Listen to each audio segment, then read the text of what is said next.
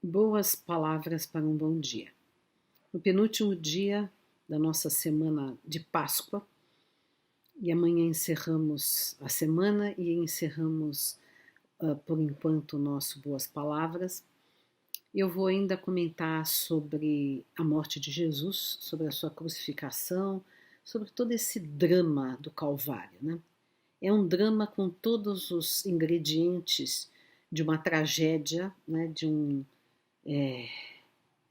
Com a morte heróica, serena, elevada, bela de Jesus, né?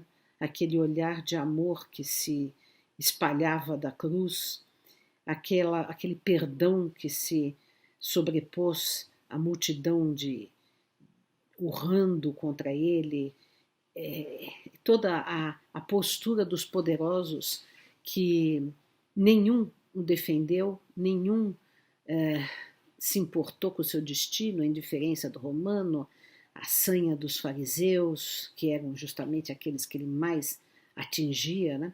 Não ficou impune aquele rasgo de crítica e de indignação que ele teve no templo de Jerusalém, né? Hipócritas, sepulcros caiados, que engolis um camelo e quais uma mosca, toda essa crítica feroz que ele fez ao farisaísmo, que até hoje é sinônimo em todas as religiões de hipocrisia, de uso indevido do nome de Deus, que até hoje é feito por todas as religiões, né? Quer dizer, sempre há uma casta de poder eclesiástico, uma casta de poder religioso que oprime o indivíduo e que usa a palavra das escrituras ou dos livros sagrados para, né, oprimir a população e não para libertá-la, né? Guias condutores de cegos. Isso resultou na morte de Jesus. Isto e outras coisas, né, resultou na morte de Jesus. E ninguém se levantou a voz para defendê-lo, a não ser Nicodemos e José de Arimateia timidamente tentaram uma ação, mas foram um voto vencido. Mas esse drama do Calvário, ele mostra toda a nossa fragilidade humana, porque Jesus se colocou neste lugar que é nosso, né? Que é o de enfrentar a dor, que é o de enfrentar a morte, o abandono, a solidão, a calúnia, a traição, todos esses males que acossam a humanidade, enquanto a humanidade, esta humanidade é, degenerada, essa humanidade imatura, esta humanidade ainda endurecida, ainda não desabrochada no amor, ainda não tendo semeado na terra um reino de fraternidade e bondade. Então, enquanto nós ainda estamos neste mundo onde o mal predomina, onde o bem é oprimido, onde os maus dominam a política, a economia, a sociedade, as igrejas, enfim, onde os homens mais endurecidos são os que mais poder têm, né? Onde os que mais exploram são os que estão nos postos chaves de todos os pontos da educação, da economia, enfim. E quando pessoas se mobilizam, quando seres humanos, multidões se mobilizam para mudar, para fazer algo de mais justo, mais fraterno e mais elevado, são ainda massacrados, são ainda assassinados, são ainda torturados. Ainda esta é a condição do planeta.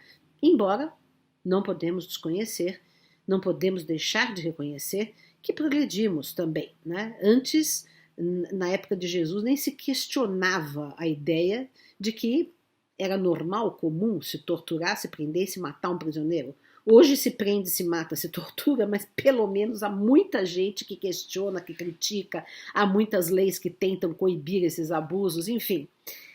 São pequenos passos no sentido de uma sociedade mais cristã e fraterna, mas ainda estamos longe.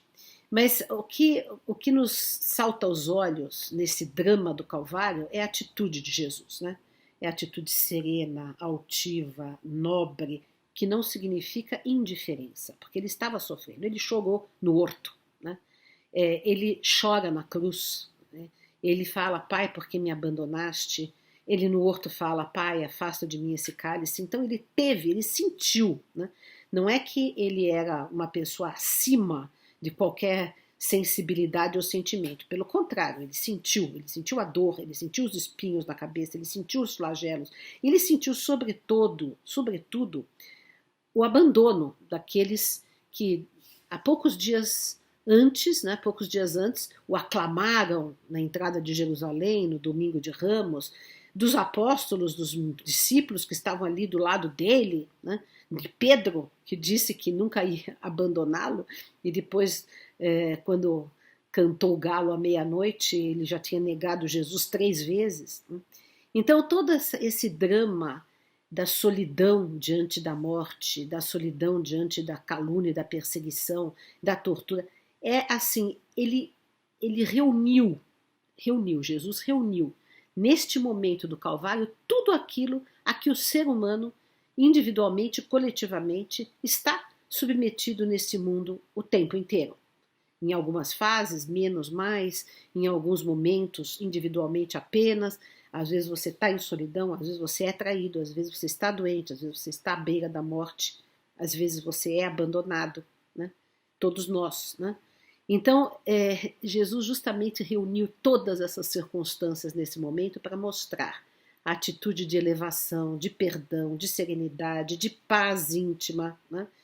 E mostrar que além de todos os sofrimentos, além de toda a morte, além de todas as calúnias, abandono e solidão, o bem prevalece, né? Porque a alma é imortal, porque a vida continua, porque o amor vence, porque Pedro se arrepende, né? Porque Judas também se arrependeu, né?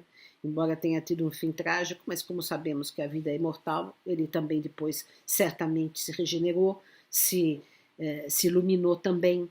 Então, essa perspectiva de que o pior drama resulta na paz esteja convosco e eu estarei convosco até o final dos tempos. Esta é a grande mensagem da Páscoa do Calvário de Jesus. Então, estas foram as nossas boas palavras para um bom dia, fazendo essa meditação de Páscoa.